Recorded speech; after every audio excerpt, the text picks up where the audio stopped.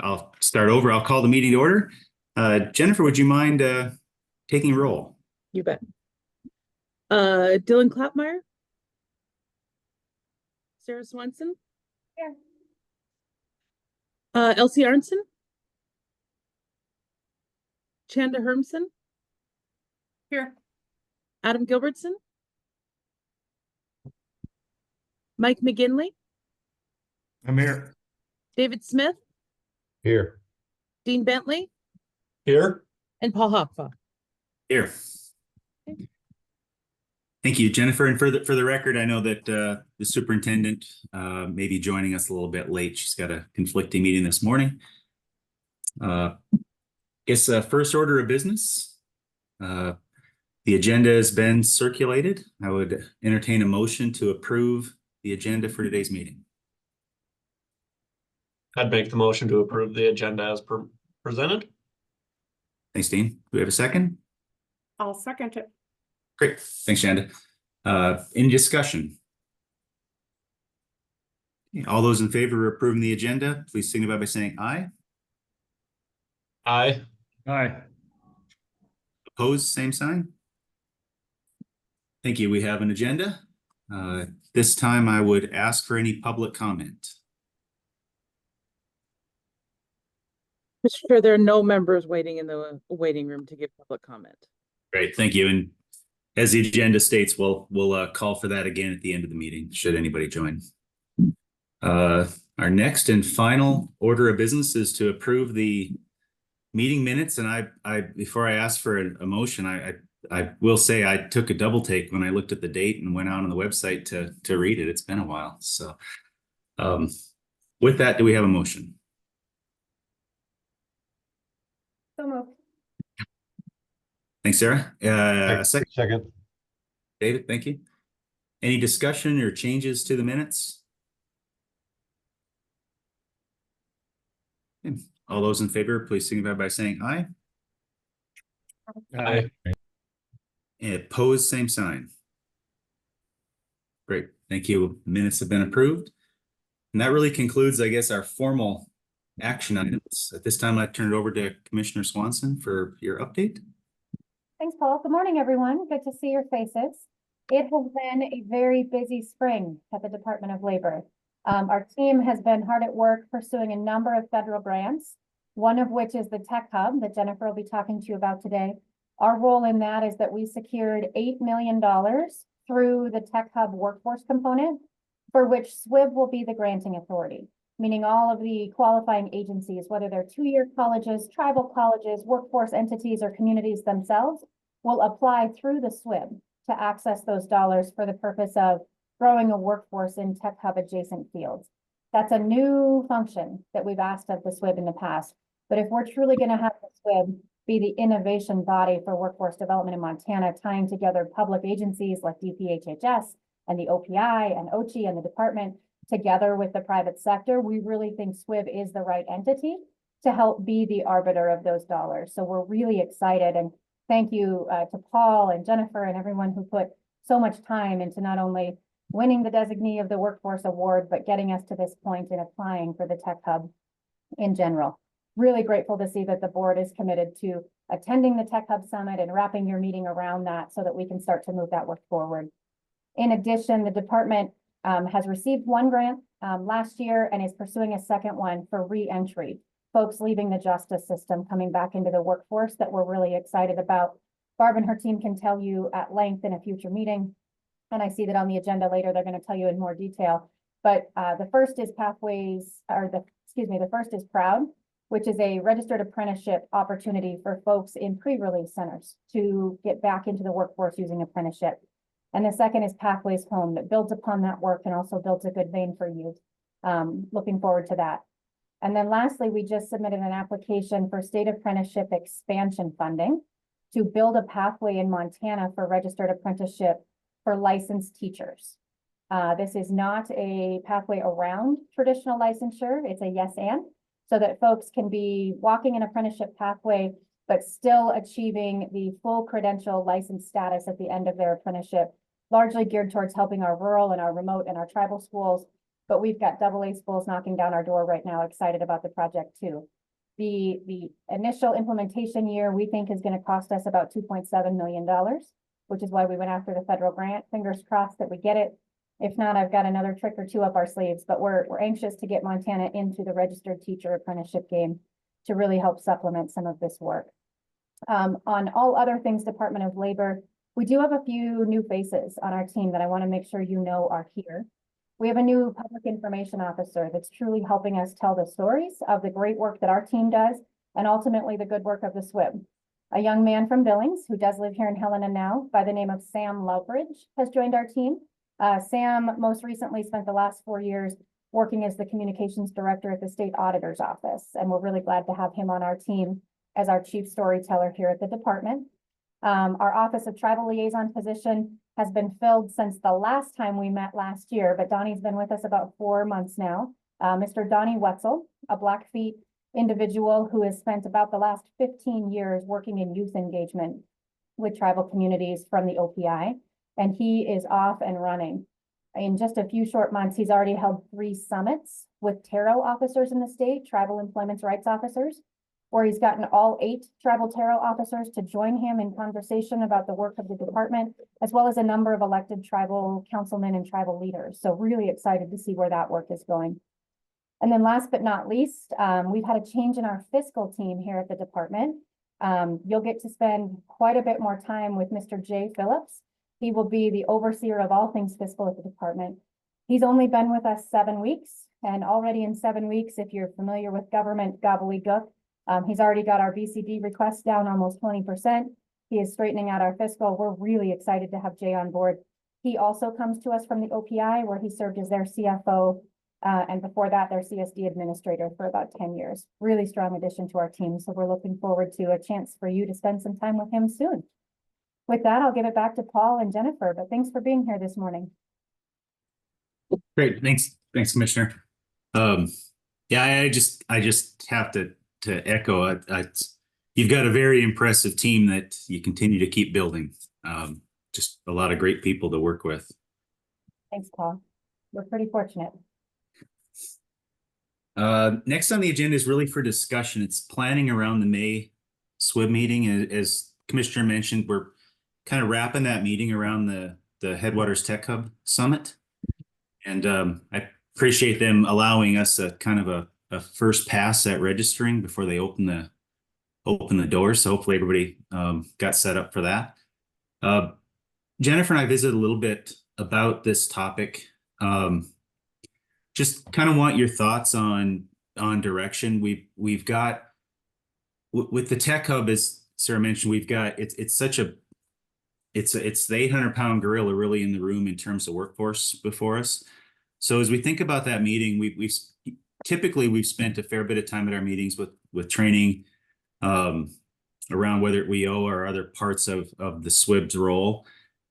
Wanted to just talk a little bit about the concept of having this be more of a nuts and bolts, forward-looking agenda in terms of how do we engage with not just the Tech Hub, but creating a model for other industries across Montana. So I'll just open the floor to get thoughts. And Jennifer, if you have anything you'd like to add to my my kind of hash of what I tried to digest our conversation. Sure, absolutely.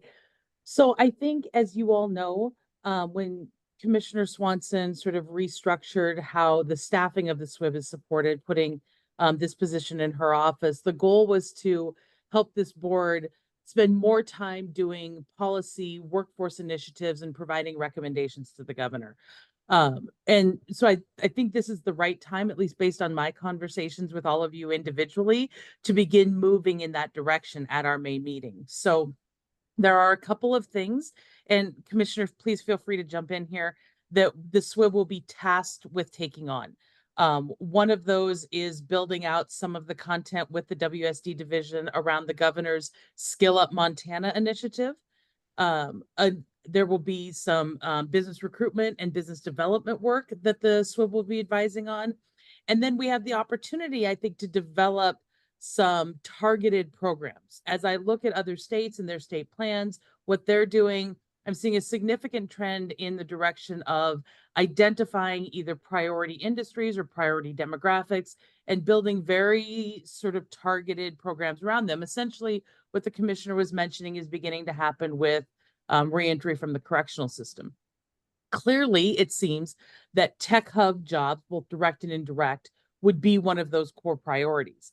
And so I think what I'm hoping to gather today as we begin planning for that May meeting is some sense of how much time SWIB members would like to spend in May at our meeting, digesting what we learned at the summit, really talking about Tech Hub, fleshing that out and exploring it, versus beginning to look at some of those other things. Do we want to build initiatives around the nursing industry, the teacher industry, construction trades? Do we want to look at demographics like prison reentry or youth programs? Do we want to, how much time do we want to spend purely Tech Hub? How much time do we want to begin working on other initiatives? And then my ultimate goal, I think, is to move us in the direction of developing a SWIB strategic plan this summer and fall. And so I just throw those things out there as food for thought to get some feedback from you all as where you'd like to spend your time in May. The commissioner's been doing some legislative meetings. I think you all have gotten notice of those, where she has laid out her priorities and her vision for DLI under her leadership. She might want to share that with you to help us think about May as well. And then obviously, as I indicated in email, we will be up there at the very time that that region is experiencing the closure of two significant forest product companies. We have the opportunity to spend some time working with the Missoula Economic Partnership. I heard from many of you that you enjoy the opportunity to interact with local businesses and local leaders when you're doing in-person SWIB meetings. So we have the opportunity to spend some time working with the Missoula Economic Partnership. These are the sorts of things that are floating around as agenda options for May. And I was hoping just to get some feedback from all of you as executive committee leaders as to where you'd like to see us go. Thank you, Jennifer. I guess let's open the floor for thoughts and comments. I guess, Chair, I'd be really interested to see as it is the big gorilla in the room, right? Is this Tech Hub? You know, I know a lot of thought process has gone into how will this expand, right? It's not just photonics. How far of a reach are we envisioning this, and how is it going to impact overall workforce?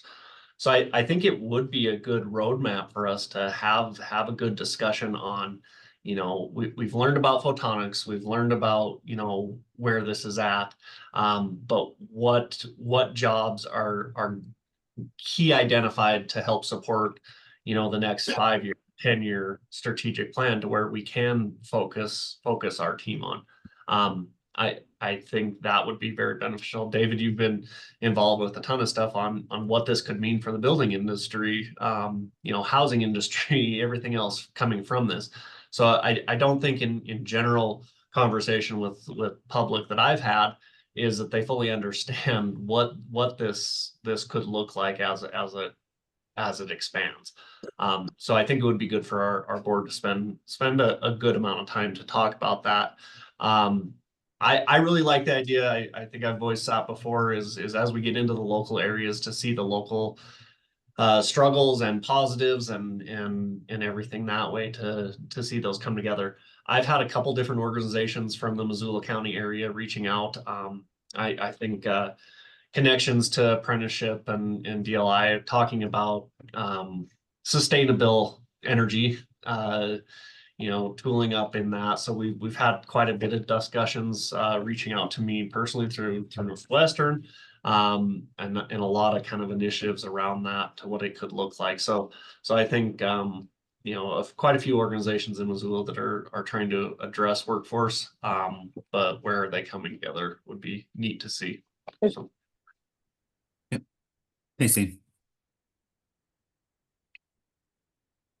I'll just a couple quick comments here. You know, as I look at kind of some of the stuff that Tech Hub is working towards, or the concepts and things, it's hard to think about how construction is a first layer user of this, but we're a user of the technology. And I guess that's the key thing. And so I think, I don't know if this is this role or if it's me through the MCA or whatever, but I think we need users of the technology. And I'm talking about, RDO, Adam, like that. We need them working right side by side with the brilliant people. I mean, we're all pretty smart, but the brilliant people who are coming up with this stuff and imagining this. Just reading a story online today about a new form of concrete that has less greenhouse gas emissions. So concrete's basically the backbone of everything our people do. So I think just finding ways, and I don't know if I'm going anywhere with this, but just to say that's my perception on the tech hub as it relates to the construction industry is, I'd like the tech hub, the photonics people and that meeting with users to help develop better tools that are created, and that would be a huge quantum leap in that would be beneficial for everybody. David, as you mentioned that, I think some of the restrictions that are in place for some businesses on where and how photonics can be used as, maintaining line of sights or different items for the drone technologies and the photonics. And I think general public doesn't understand that these tools are amazing, but what limitations might be in place that are not allowing us to fully leverage the technologies in our areas.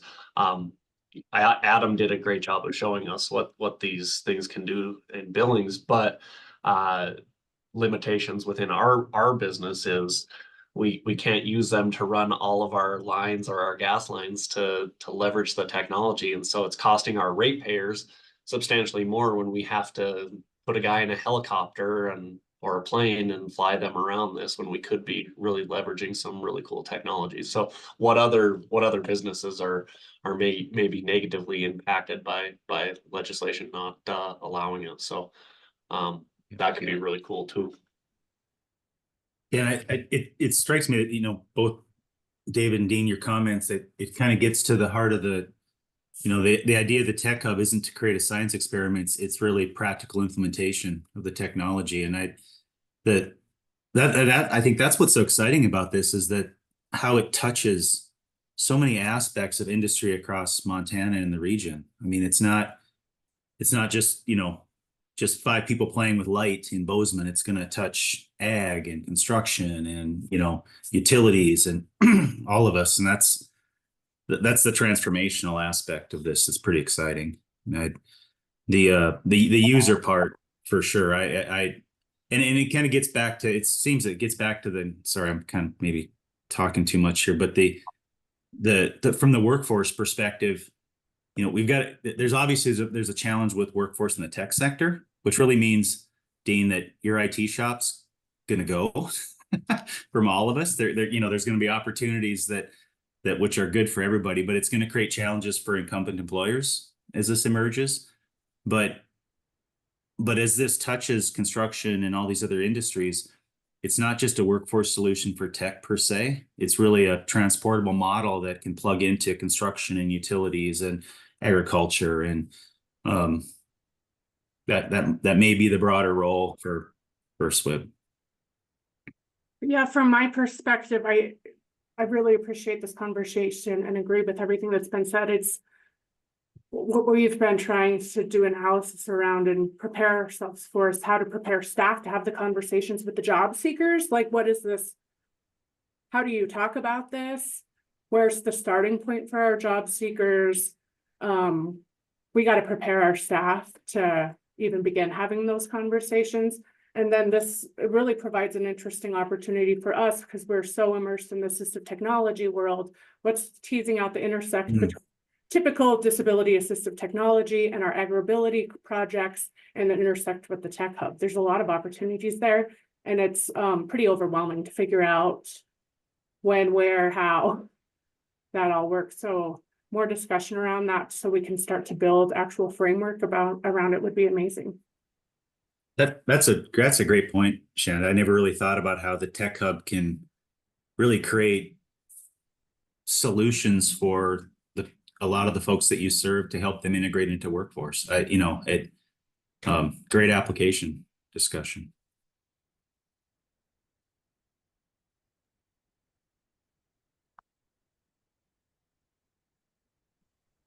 Any other thoughts? I just want to also say the re-entry projects sound amazing, and it is of high interest to me to learn more, but I can do that with our partners offline. But if there's an opportunity to talk about that on the agenda too, that is a huge part of our population. So that's awesome. I love hearing that update.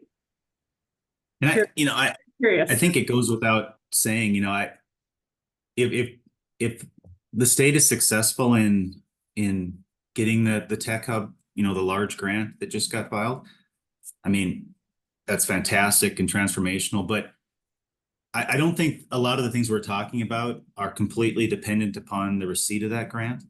And at the end of the day, these industries are moving forward at a phenomenal pace that is still going to drive the workforce need for not just the tech side. But when Mary gave that graph at our meeting in Billings, it showed just the geometric curve of job growth in the photonics sector. I mean, that was kind of a wake up. That happened without the tech hub, and that line's going to continue. So super Paul, relevant. You just hit on something I think is kind of the forefront of probably our meeting, is that regardless of where the tech hub lands, it's going to affect it's changing the landscape of our workforce. And are we prepared as in Montana to address those? Is our construction industry, is our traditional apprentices or craft apprenticeships adjusting their models to train and be in receipt of this technology? So I think that's maybe that hang up that I've heard. Well, it'll all depend, right? It'll all depend on if we get that or not. Regardless, if we get that, I think you just hit that major point that'll resonate with people, is that regardless of where it lands, we need to be at the forefront of thinking it's already shaping our landscape, and are we prepared across Montana? Yep, absolutely, Dean. And just seeing you on the screen, it makes me think of, there's other macro drivers that potentially could impact Montana beyond tech and the tech hub grant, but it does touch tech in the sense that just look at the data expansion, power requirements. And we think about, and I by no means want to segue into the next topic, but, David, your committee on business development and assistance to business attraction, Montana is going to be positioned to be increasingly competitive to attract businesses to come to our state because of the availability, reliability, and price point of energy vis-a-vis neighboring states, because of our all of the above policy. And that again, just it drives workforce challenges and need for solutions. So plenty of work ahead, I think. Paul, if I may posit one idea or suggestion with the committee, if you go into the rest of your spring and summer work, developing strategic plans and really envisioning the future of the SWIB, in line of all the opportunities coming with the federal funding that we've talked about, the various sources that the department's applying for, the tech hub itself, I would encourage the SWIB to also think really deeply about how to structure a pathway for private investment into these opportunities too. Because we all know the interest is there and the funding is there, but nobody's really cracked the code on an easy way to integrate into the system. An example that I would give you is some to facilitate at Stonechild College, the tribal college up at Rocky Boy Reservation. They wanted to do some building trades construction work. Ultimately, many of their members end up joining a number of the JATC union opportunities, but they were finding a big gap between 18 and 25-year-olds. And if those young folks don't join the apprenticeship in that really pivotal 7-year period, they often don't join at all. And so what could they do at home at Stonechild to start the learning before folks were at a place where they were ready and willing and able to leave home to join the JATC? So with that end in mind, we partnered them with some private funding through our friends at both the state and national AFL-CIO, and they're bringing an estimated almost $1 million in curriculum to Stonechild College. That's the National Building Trades curriculum. that starts these young people at Stone Child on their pathway to both those skills and eventually apprenticeable opportunities if they choose to. They still earn a certificate along the way, but that certificate counts towards a number of those apprenticeable opportunities. That's just one example where when we brought the partners together, facilitated by Donnie Wetzel, our new tribal liaison, and the parties started talking, suddenly money wasn't an option.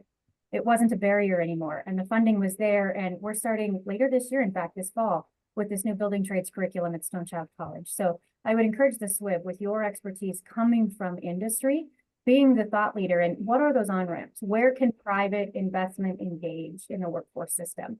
Government gobbledygook is confusing. So where can industry come to the table? And I think that's a unique skill that SWIB can bring to that conversation.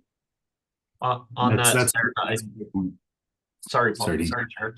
I was just gonna say, Sarah, on that, I know utility industries across the country have built a learning management system, and I am really pushing to try to get that integrated in, because there is that window of opportunity.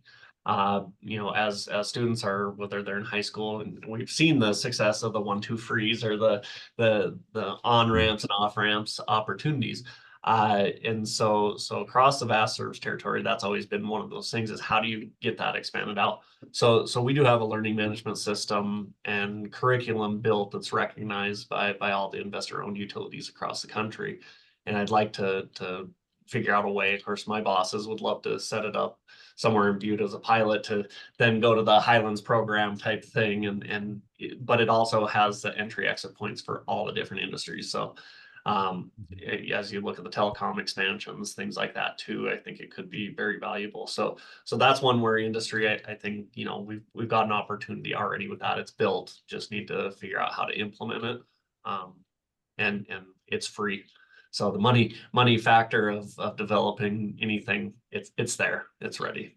So that's a perfect example, Dean, of ways we can bring that industry investment to the state workforce system. Thank you for that.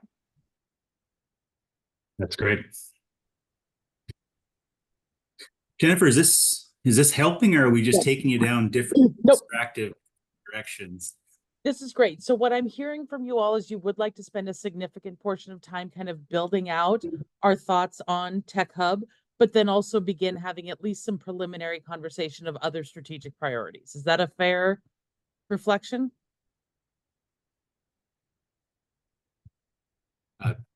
Okay.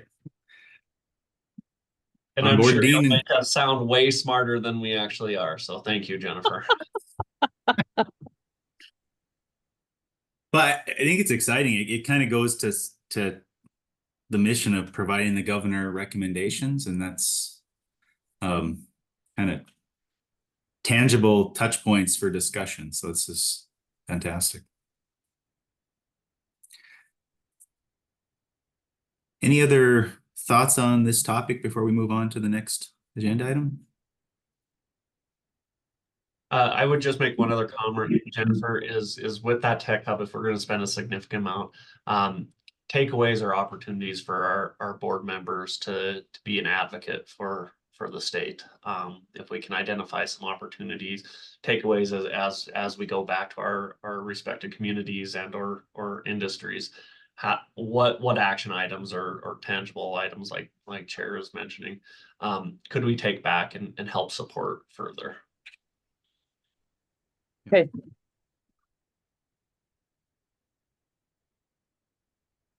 So the next item is committee planning, and really a discussion around restarting committee work. You know, we've got really clear priorities for DLI from the commissioner.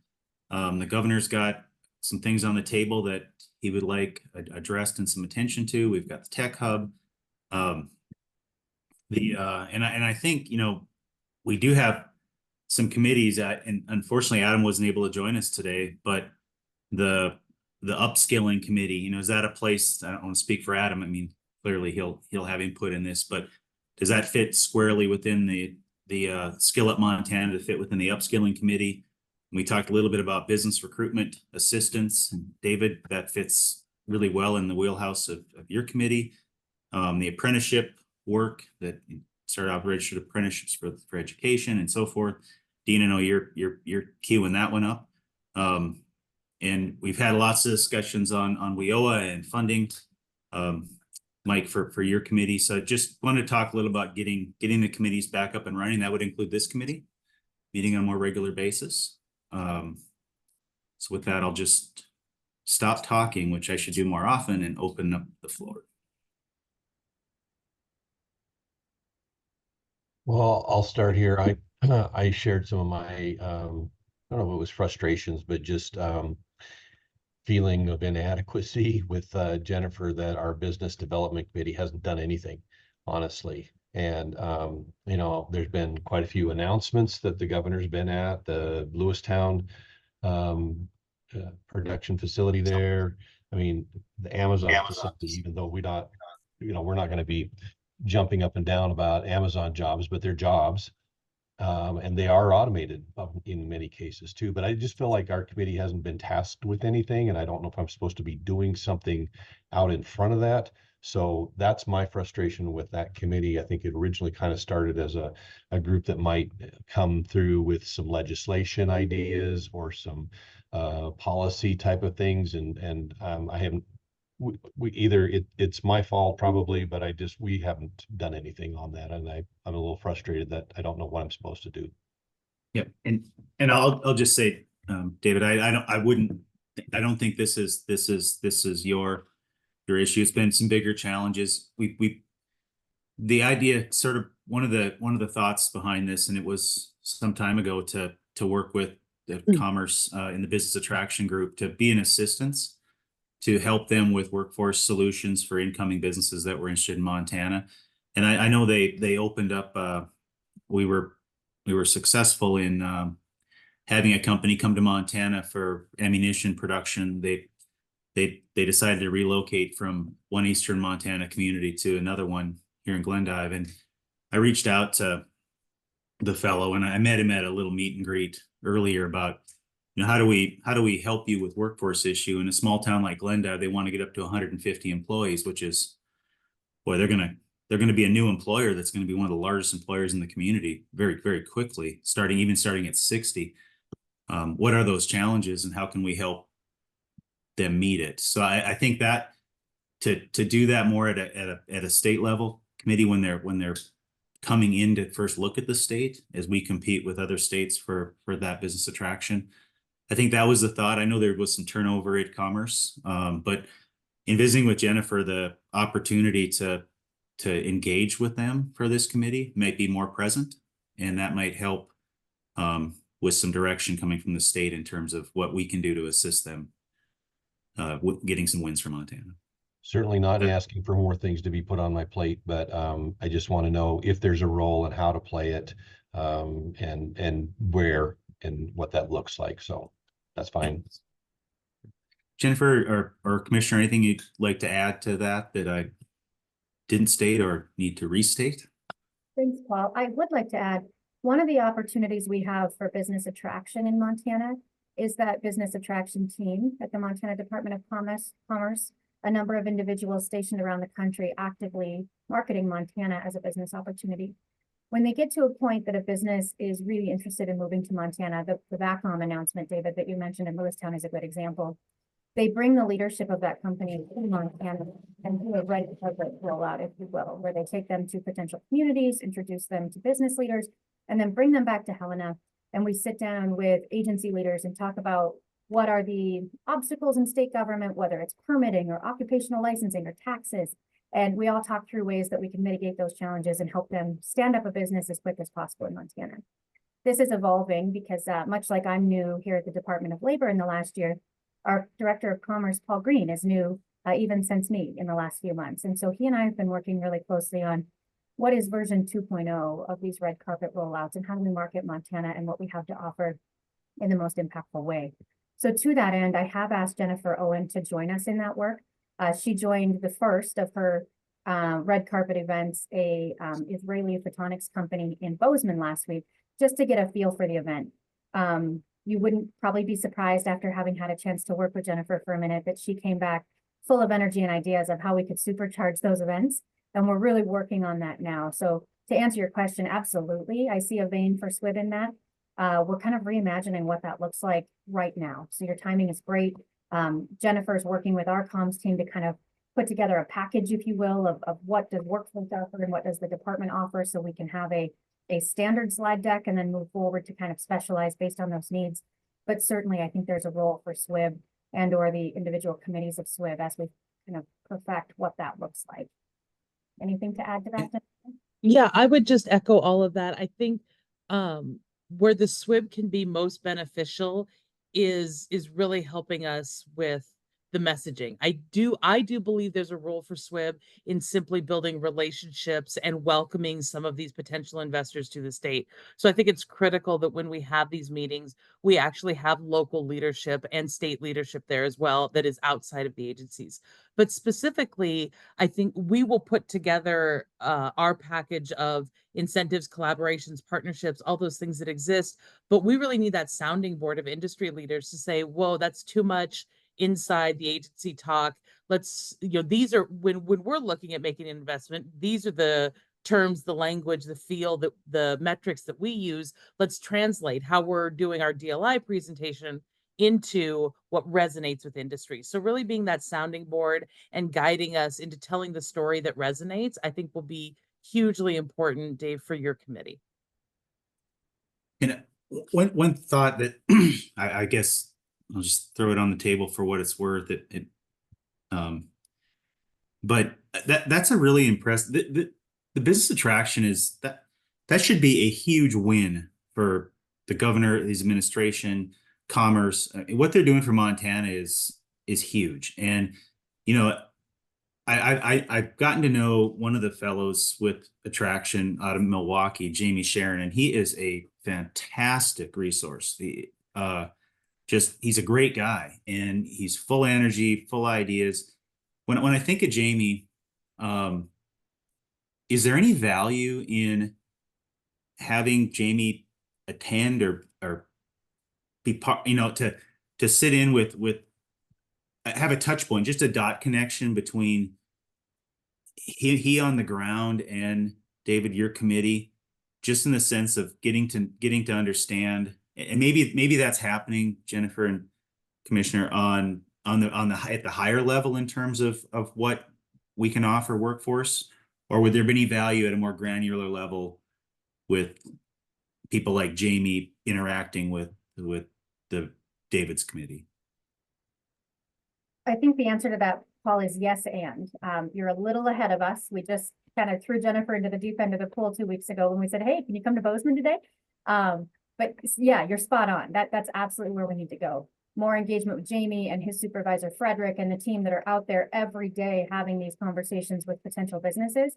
They absolutely need to know who their resources are. And SWIB is going, in my mind, going to be a big part of that resource. So yes, you're just a little ahead of us. Okay, sounds good.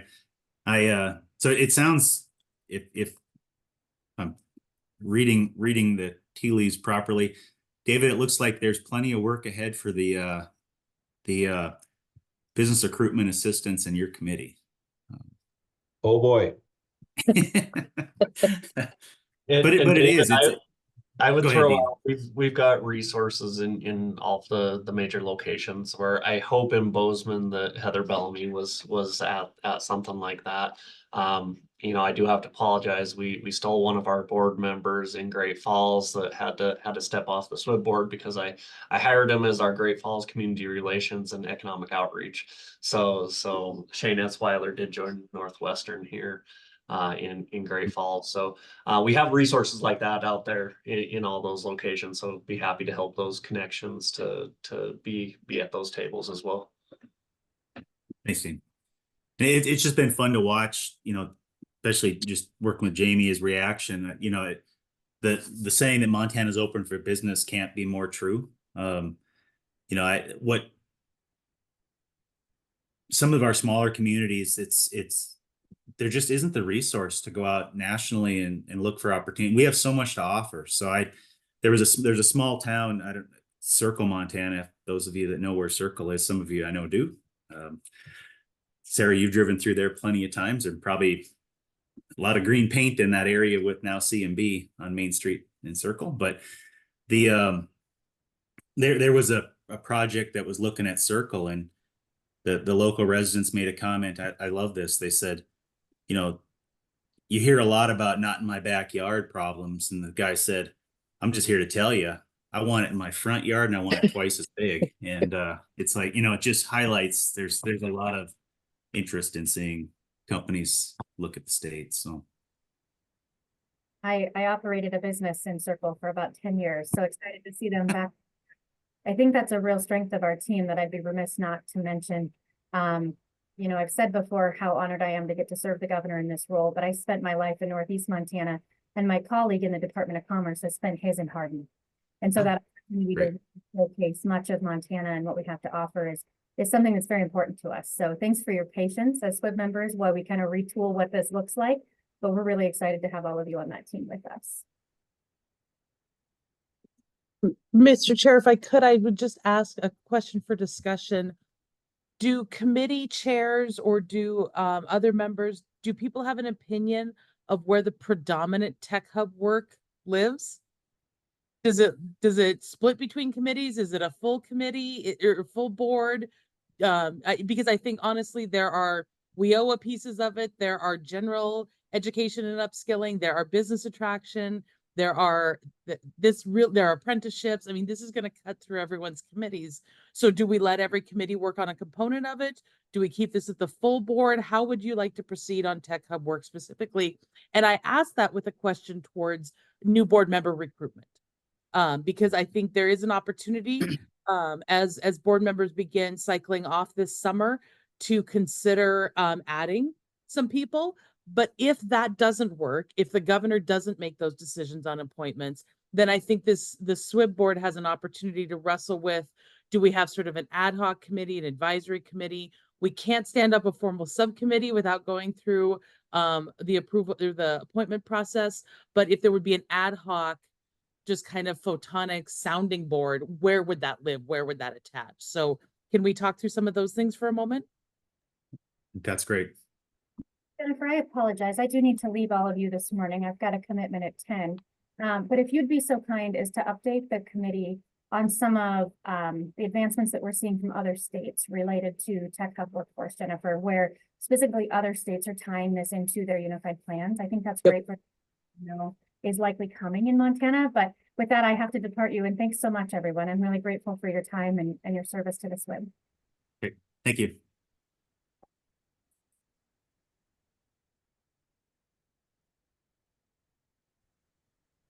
Any thoughts on Jennifer's question? Well, this is McGinley. You start talking about these committees and this WIOA committee, and I, you know, been apologizing to everybody. I've been really offline here for the last 8-9 months. Different stuff's in my job and done, but with the WIOA and keeping up the policy parts of what this SWIB's all about, and the WIOA, you know, I've been to a couple national conferences with the counties, and the big push back there is to make sure, you know, nationwide that the funding piece comes through, and that's been the target of it.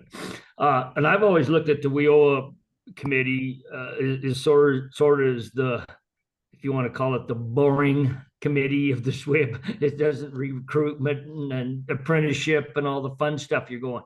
But then when Jennifer mentioned this tech summit tying into the WIOA, I would ask some questions on that, because I wouldn't have put the connection there myself. I was going to make a comment in regards to the work in the committees versus the larger SWIB.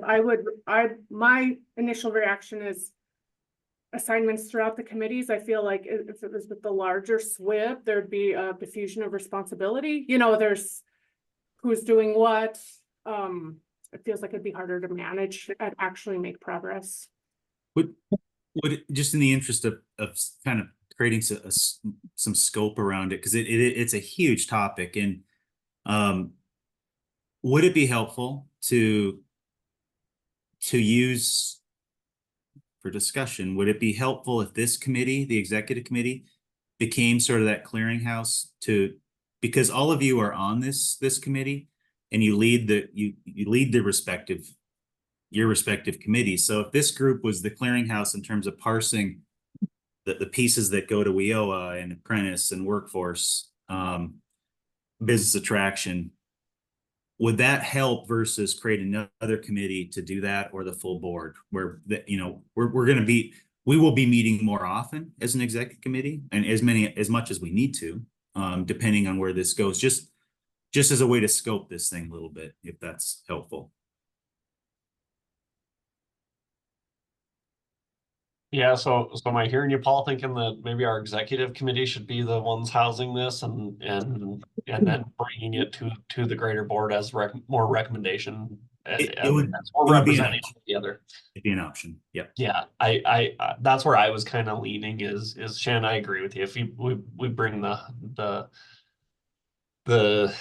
groundwork to the full board, it'll be hard to get any type of headway, but each of our respective committees having representation at this makes logical sense to me.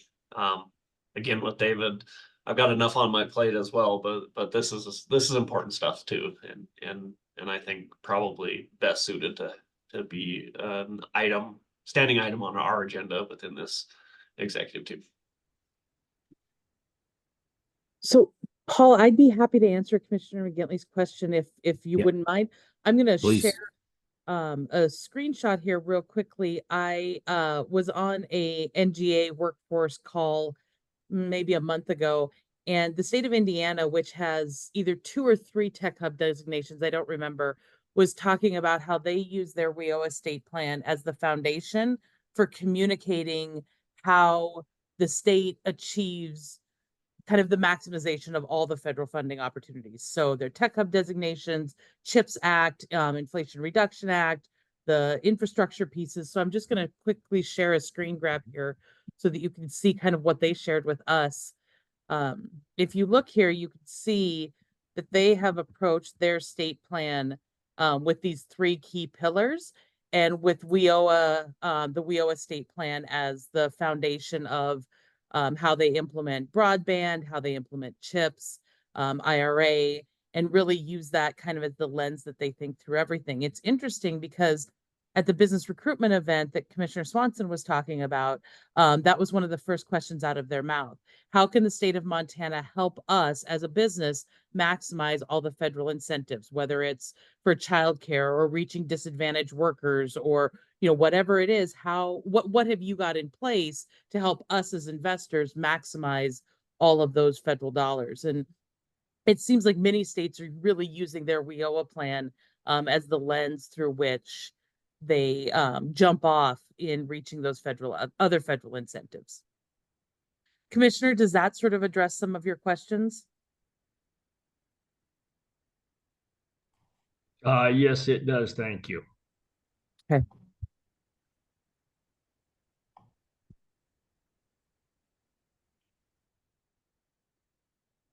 So what I'm hearing is a kind of a consensus that Tech Hub work stay at the executive committee and that otherwise committees are kind of ready to get to work. Does that mean meeting quarterly, monthly? How would you as chairs like me to support you? What I thought worked best in past was to try to align the committee meetings, you know, prior to our SWIB meeting. So whether it be a month before our SWIB meetings will meet to be able to give updates and present. But so I think that would time out to be quarterly. And I think all of them there's no requirements to be in person on those, is there, Jennifer? There is not. Yeah. I think there was one with the apprenticeship board. It was never a committee out of there, so that was dissolved to go to a committee level within SWIB. There was requirements that we used to have to meet annually in person. But that's gone. So all remote, that helps out a bunch. I would say maintaining quarterly and timing to be before the board meetings to be able to give updates.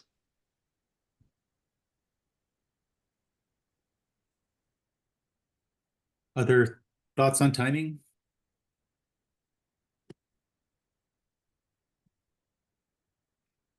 As you need us, Jennifer.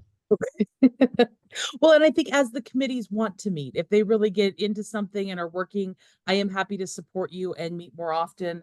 I am here to help you guys be successful. So please just don't hesitate to give me direction as to what you need. Well, I work Yeah. for a board of directors and I know that, when I need them, I stop them and I say, hey, I got a question for you and I need this. And then they kind of come back and they say, oh, okay, all right, I'm focused. Otherwise, we're all down on different rabbit holes. So please just, when you need us, reach out to us and get us. Grab us and fix it. I would echo that, David. I don't mind if you call me Jennifer and go, I need you. I need this. Thank you. So And then as an exec committee, we'll plug in tandem with those other meetings. Great. In terms of those touch points. Okay, wonderful. Thank you so much. Well, this has been a really great discussion. We were 20 minutes ahead, and Crystal probably thought, geez, I'm going to be on the agenda early and we're going to be done early, but we've had plenty to talk about, which is probably the foreshadows what we're going to be doing in May in Missoula in terms of good discussion. With that, Crystal, I'll turn it over to you to talk about the reentry grants update. You bet. Thank you, Chair Hopoff. I am going to share some slides here real quick.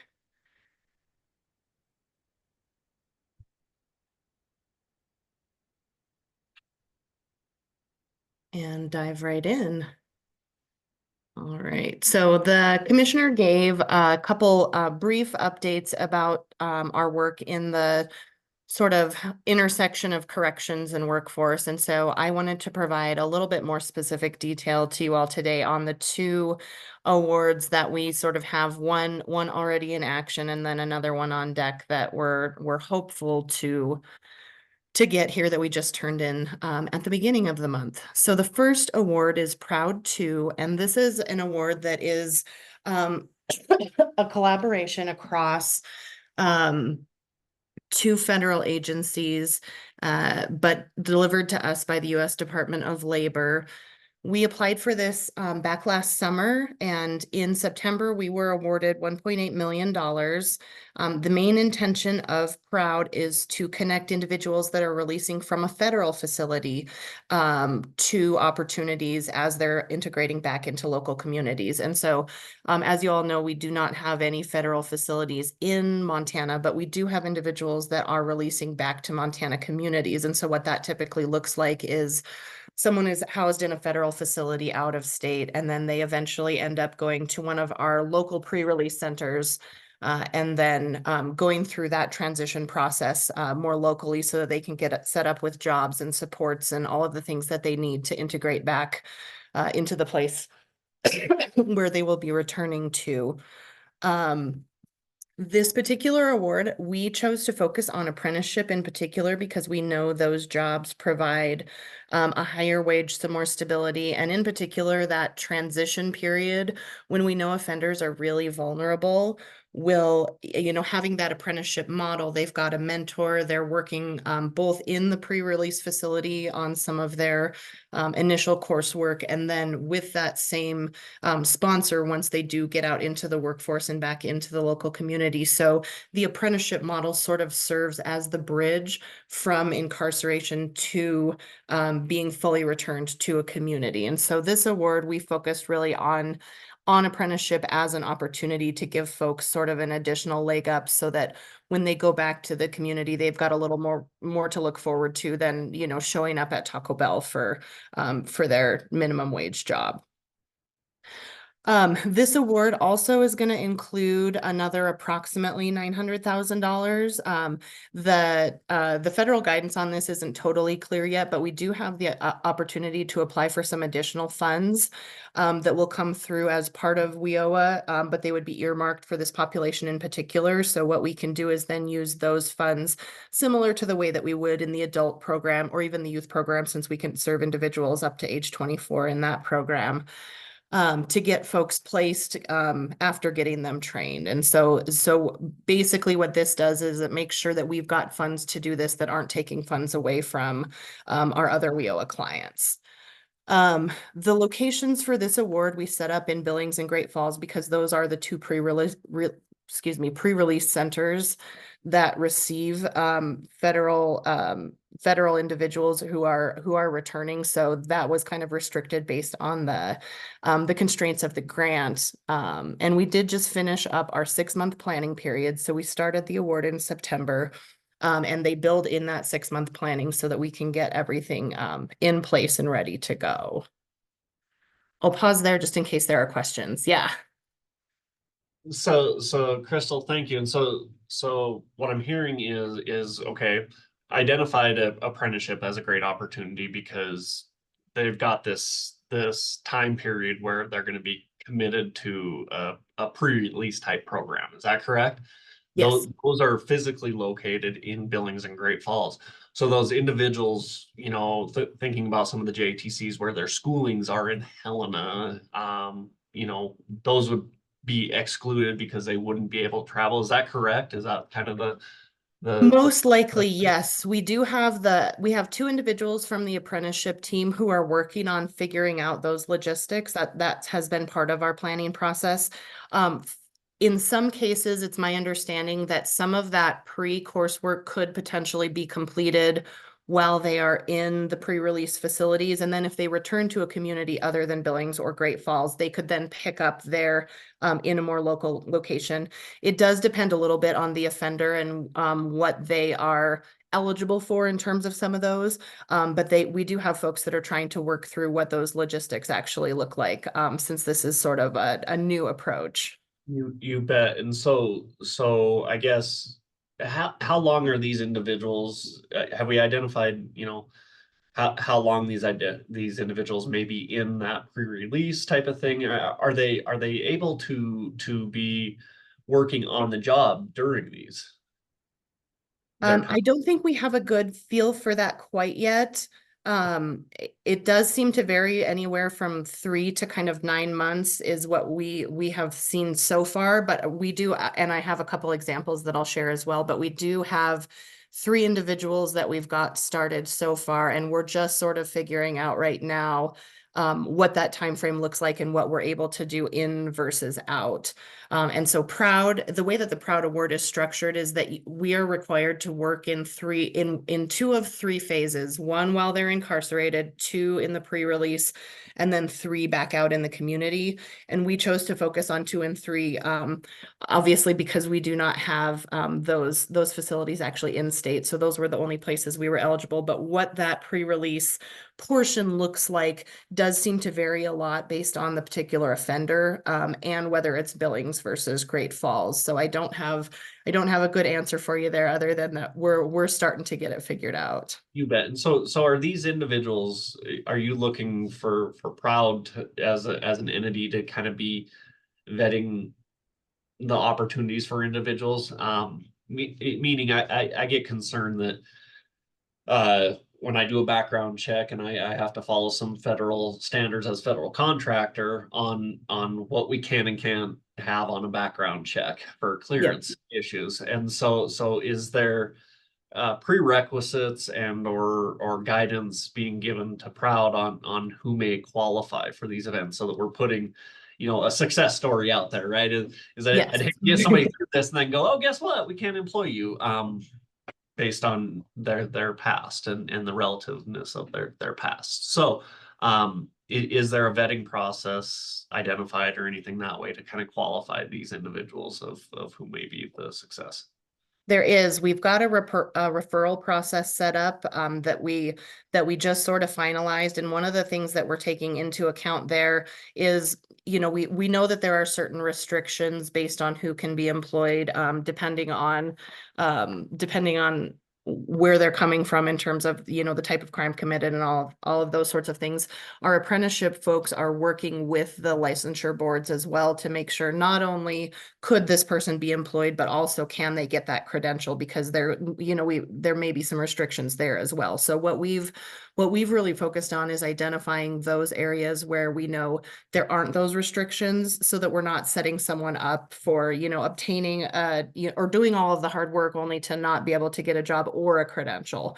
So we're trying to address that on the front end, and it does limit the scope of what folks are able to do, but that is obviously, one of the consequences of what they've chosen to do. So You bet. Cool. Thank you. I'm gonna, oh, sorry, I'm just gonna grab my charger here. My low battery light just came on, so you get to go on a quick tour with me. Sorry about that.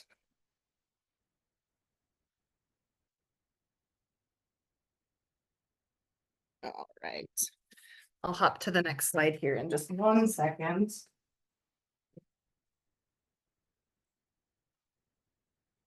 Okay. Make sure I don't lose you there.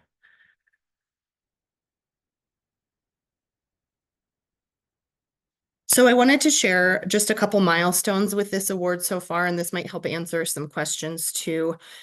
We are working on wrapping up the development of some marketing materials, both for potential employers and sponsors, and for the folks who are leaving a facility so that they can opt into the program.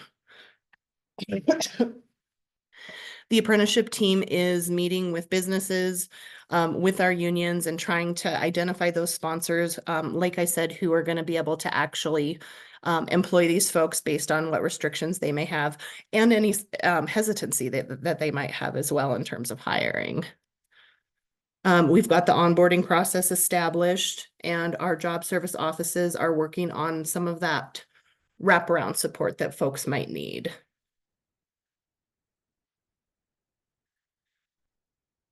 The residential reentry centers are helping us quite a bit in terms of what the flow looks like, coming from a federal facility. They're trying to give us a leg up. So usually about 30 days before someone comes to one of those facilities, they get notice. So they're trying to let us know as far in advance as possible so we can get started on things. And then we're also just working out what work they're doing versus what work we're doing so that we're not being duplicative there. We're also working with folks. So this is the second round of this award. And we're also working on meeting up with the folks who are serving under the first round of the award, who are actually getting some Montana offenders too. So we're trying to coordinate across programs as well.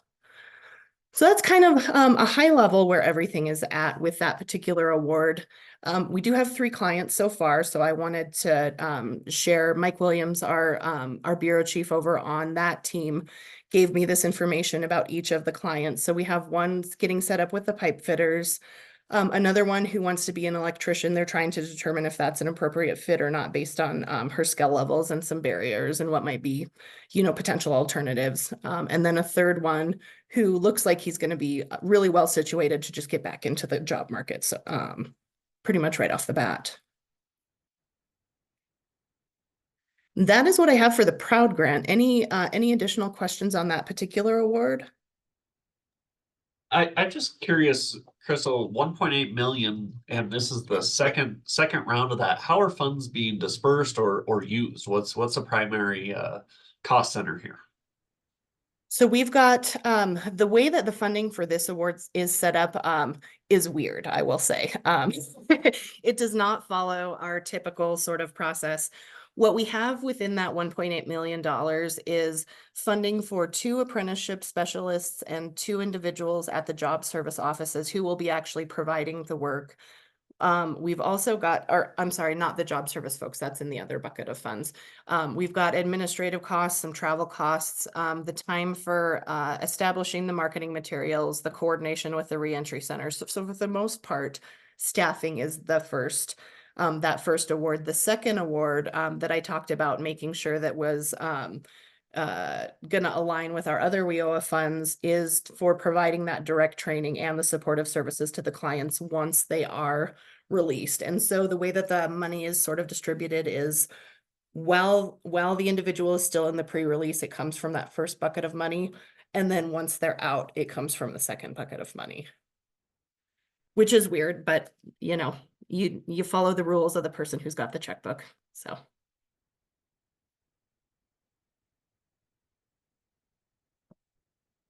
Other questions? Okay, well, that is the award that we've got active. The second award, which we have just submitted an application for, but we don't know if we'll get yet, is the Pathways Home 5. So this is the 5th iteration of an award. And this is for anyone leaving our state facilities. So we propose $3.5 million to serve up to 350 individuals. And the amount that we requested was sort of contingent on the amount of folks we thought we would be able to serve. And the goal there is to connect individuals that are releasing from those state facilities with both supportive services and some of that career readiness training, and then actual job training as well. So the areas that we targeted here were Yellowstone and Missoula counties and the adjacent tribal communities where folks are returning. And we submitted this award on April 4th. We should know here in the next couple months whether that was a successful application or not. And this one in particular, we worked really closely with Montana Department of Corrections. They brought this to us as something that would be a good opportunity for us to collaborate with them working on this particular population. And so at a high level, this award serves folks that are leaving 2 pre-release locations, the Billings and the Missoula pre-release facilities, and our Montana State Prison and Montana Women's Prison. These were locations that we identified based on need for the most part, and also based on the volume of folks that we would need to actually serve in order to get the award. And the funding for this award includes staffing for us, supportive services and training, a program manager, which was one of the award requirements, and then just a high level amount for all of the central office and fiscal costs. We're in the application, we targeted 18 to 24-year-olds, American Indians and women, because we know that those populations have some unique needs. Those 18 to 24-year-olds we want to get in front of before they become sort of those lifetime offenders. Our American Indian population is disproportionately represented in the offender population versus the population in the state. Sorry, folks, I've had a year-long cold here, it seems like. And then women are the other population. We know that when women release back into the community, they struggle in particular compared to their male counterparts in obtaining better jobs, steady jobs, and jobs that meet the sort of flexible demands that they need because they've got obligations with childcare and other barriers that tend to disproportionately affect them. So the award will let us serve anyone, but these folks will get priority. And then in comparison to the PROUD grant, we want to offer everything that we do offer with PROUD, but we're not going to focus just on apprenticeship opportunities. This one, we were able to cast a wider net for any workforce areas where folks are going to be potentially a good fit. And that's all I have. So cross your fingers for us that we get that award. Happy to answer any questions about that too, but since we don't have those funds yet, all I can tell you is what I know from our application so far. Great. Thanks, Crystal. Any questions for Crystal? In hearing none, Jennifer, I know we spoke a little bit yesterday about maybe kind of teeing up the SWIB's role, and I'll just turn it over to you to maybe clarify that. Oh, you're on mute. Sorry. Thank you. Sorry about that. I think I asked Crystal if she would highlight these 2 things because first of all, there's a lot of active work going on, but really these are the sorts of areas where if SWIB had an interest, we could begin making some priorities and recommendations. So as I mentioned earlier, I think we have an opportunity as a board to make recommendations both to Commissioner Swanson and to the governor as to particular industries where we'd like to develop priority projects or particular demographics where it makes sense to really focus some efforts. And that's really what I'm seeing in other state plans. Obviously we have challenges as a rural state, as a large state in figuring out how we approach that, how we strategize that. But these are the kinds of things that where I see an opportunity for SWIB to really dig in and not just kind of work through the projects itself. WSD does a tremendous job on that, but actually do the high level.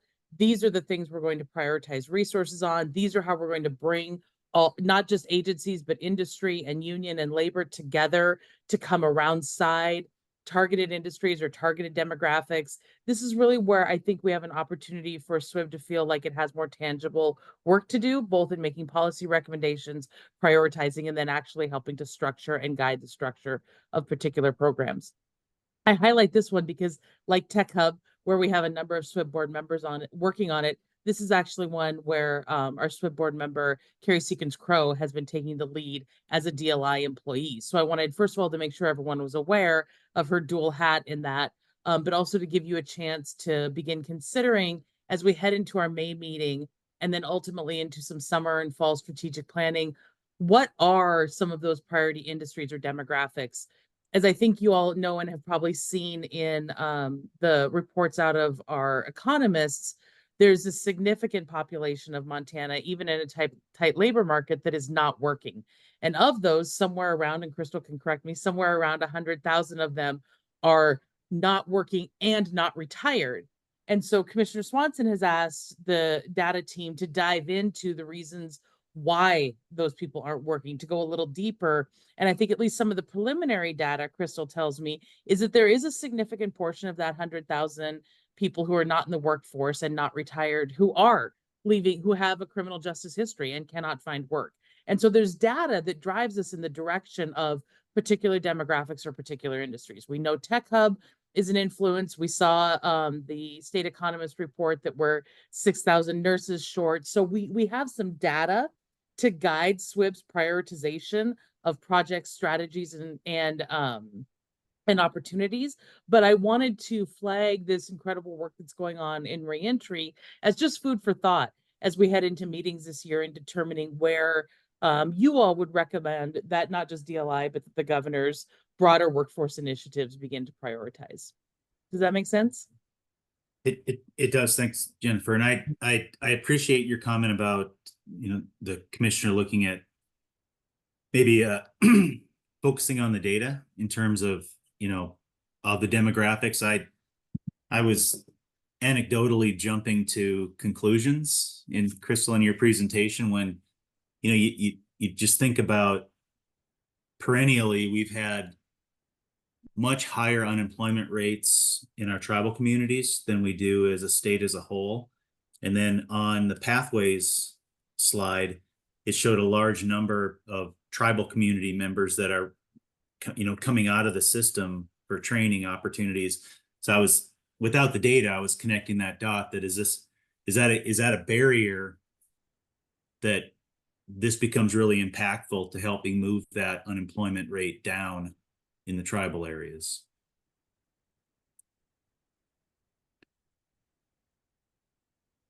But the data will much better support whether that is true or not true. So, but I think that's really helpful, Jennifer, to kind of lay that out. And I'd ask, just open it up for the group and for your thoughts.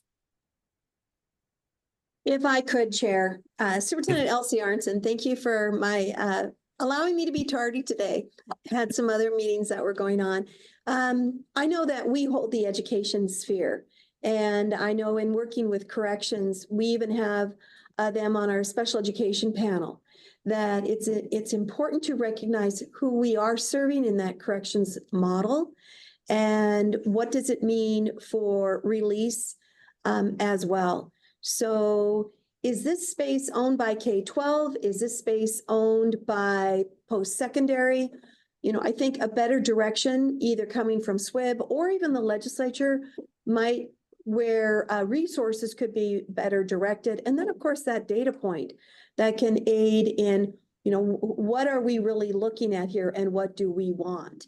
I know we hold the GED, the HiSET. We've had a lot of challenges with the vendor HiSET.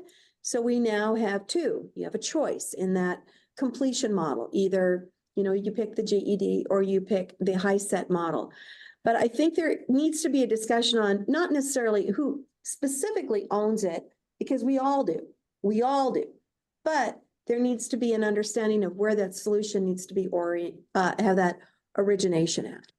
So thoughts on that?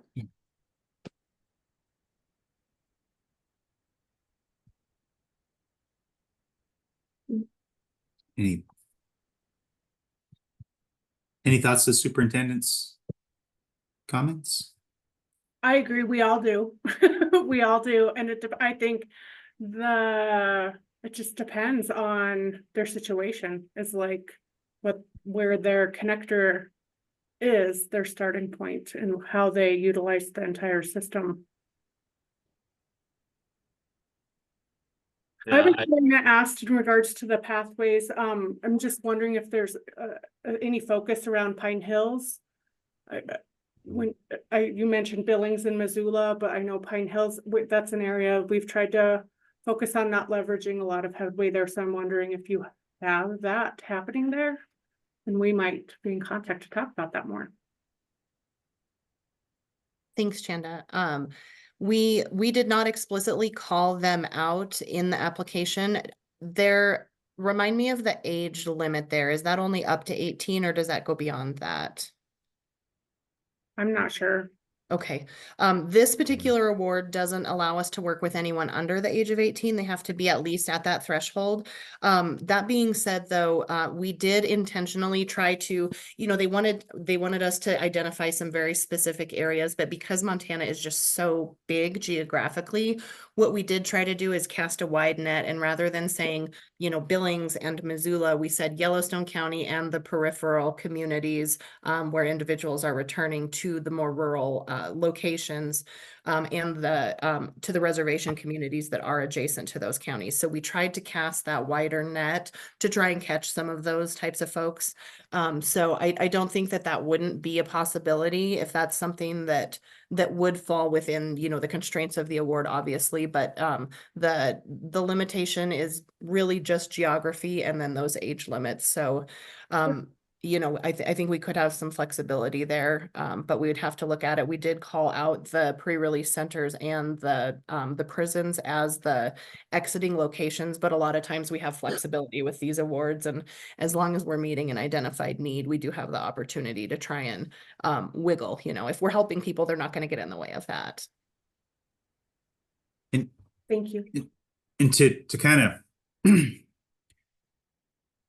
when we think about this as a SWIB board, is it just to kind of state the question is this something reentry, these programs, is this something that we want to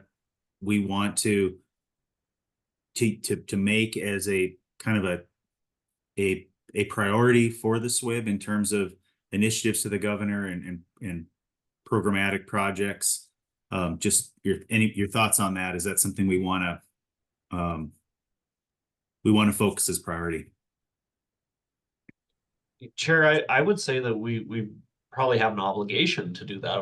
As we look at the numbers and the power of numbers, where we have employable people, whether it be due to incarceration and or disabilities, I think that falls into that number where we have an opportunity to get people skilled for workforce, and there's a demographic that's very broad that is underserved. So I think it directly aligns with our needs for our board to have a voice in that. I'm with Superintendent Arnson and Shanda here that I think our greater board does have a collaborative voice to bring this and support this forward. My initial one is I also don't want to be inequitable to others in those programs, right? As are we given a heads up to individuals, and as I talk about it, traditional apprenticeship models, I've got two nephews that are working very hard to get into the electrician program, and so I would think that individuals that don't have some of that past just don't want to be inequitable to others that are following a traditional pathway as well. So and I think that's a major concern for a lot of Montanans is are you opening up inequitability between other employable people as well. So Chair, if I could, I would just toss out sort of food for thought, kind of speaking to what Superintendent Arnson and others have raised up. There is, I think, an evolution of thinking in the criminal justice sector right now to this question about Pine Hills. On the day you turn 18, your whole world changes, right? So you go from a youth system that is focused on rehabilitation into a correctional system that is a little bit less focused on rehabilitation, but developmentally, that period from 16 to 25 is really more of a unified time. So our correctional system creates a very bright 18 over or 18 under line. But in terms of developing skills, in terms of learning, in terms of human development, 16 to 25 is really that youth, young adult hotspot. And so do we have some questions around policy of how we create bridges for education, employment, and training over that age 18 sphere? So Pine Hills, for example, is for 18 and under, but even they have recognized that they have to have a few beds on site. I think these were added in the last year for youth who are 18 and can no longer be held at Pine, but can't be just immediately sent to the DOC system. They need some time to transition from one system to the other. And so can we align education, training, and employment in that same way under a correctional umbrella? It's just a policy question I would toss out for thought. That's a great point. So not that I want to chime in again, but I do. I come back to the common course numbering that I worked through when I was a legislator with regents. In other words, if I take a class or a course, does it transfer when I move to a different institution? And it's not about the brick and mortar, it's about what you learn. So I think the authority that SWIB has, or creating some sort of a certification process that has a stamp seal of Montana on it, will aid in the, I'll use the word equity, I don't use it often, but in an equality aspect, which our Constitution determines, that there is an equal opportunity for all, regardless of what difficulties might have been in their past or might lead to their future, whether it's economical, geographical, however that might be. And that threshold, I don't know if we have that uniformity in our state right now for an entrance. And let's look at it as an aspect of an employer. I'm a government employer. You know, I want to make sure that our employers, and David, you could probably speak more to this than anyone. And when it comes to an employer, you know, there are certain things that need to be checked the box before they are even employed, whether they come out of an institution or whether they come out of Wyoming or Canada or anywhere that they may have their path to, or a public school setting. So I think there's a lot of work we could do on this. And I know uniformity sometimes leads to a big government stamp, but I think it is also part of an evolution of a process that could better serve. It's a great point, Superintendent. So can I go home now? Did I get that A+, Paul? Yeah, you can. Thank you for joining us today. The you know, it's funny, the comment around the whole 18, that's a break point that crosses over into other areas. I know the foster system too, that at 18 these kids are, you know, they're still kids and they're kind of out on their own. And but we've got these kind of hard milestones based on age. So well, and as Crystal's reminding me by text, WIOA doesn't have those. So WIOA youth programs are 16 to 24 with a prioritization of funding for youth who are not enrolled in school, right? So how do we get them back to school? How do we get them into workforce? And so the SWIB's very particular set of authorities are well positioned to help other leaders and other industries start bridging that gap. And for our programs, our youth programs, 14 to 24.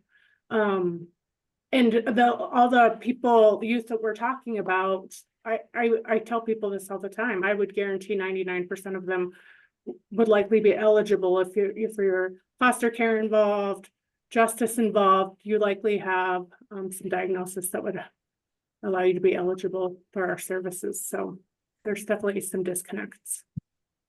Perfect. So I think what I'm hearing, and please correct me if I heard incorrectly, that this committee would support this being a priority with pathways and reentry as a priority and a focal point for the SWIB going forward. Perfect. Thanks, Dave. I guess that takes us, and we're right on time, to our last agenda item. And I would open it up for public comment should there be any. And Jennifer, has anybody else joined us? No, no one Yeah. has joined us. No one is in the waiting room. Okay, very good. I would just make a comment that we were ahead of schedule before Superintendent Arnstein.